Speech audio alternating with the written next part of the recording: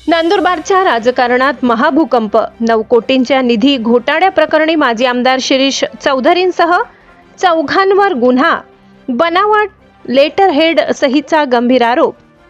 नमस्कार, आपण पाहतात परिवर्तन 24 न्यूज। नंदुरबार जिल्ह्याच्या राजकारणात मोठी खळबळ उडविणारी घटना समोर आली आहे।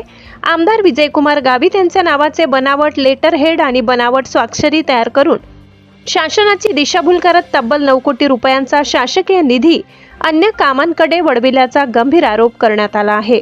या प्रकरणी माजी आमदार शिरीष चौधरी, गौरव चौधरी, नयन चौधरी, अकाउंटंट किशोर पाटील आणि इतर अज्ञात व्यक्तींविरुद्ध नंदुरबार शहर पोलीस ठाण्यात गुन्हा दाखल करण्यात आला आहे।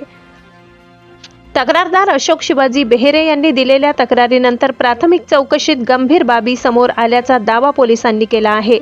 त्यानुसार भारतीय न्याय संहिता 2023 मधील विविध कलमान्वये गुन्हा नोंदवण्यात आला आहे।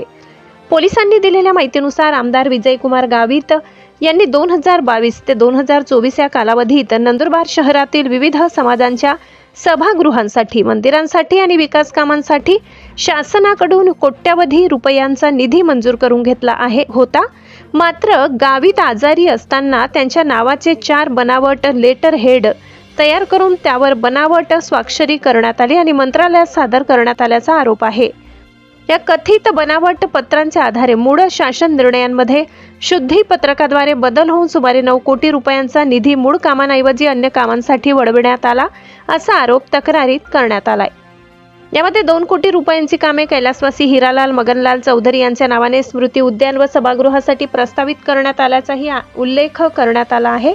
या प्रकरणामध्ये नंदुरबारच्या राजकीय वर्तुळात एकच खळबळ उडाली असून आरोप प्रत्यारोपांना आता अधिक धार येण्याची शक्यता व्यक्त केली जात आहे। पोलिसांनी प्रसिद्ध केलेल्या माहितीनुसार माजी आमदार शिरीष चौधरी यांच्या विरुद्ध यापूर्वीही विविध स्वरूपाचे 16 गुन्हे दाखल असल्याचा उल्लेख करण्यात आला आहे। तसेच 6 आरोपींवरही विविध गुन्हे नोंद असल्याची माहिती देण्यात आली आहे।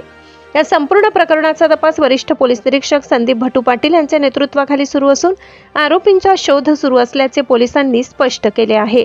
अशाच ताज्या व विश्वसनीय बातम्यांसाठी पाहत रहा परिवर्तन 24 न्यूज।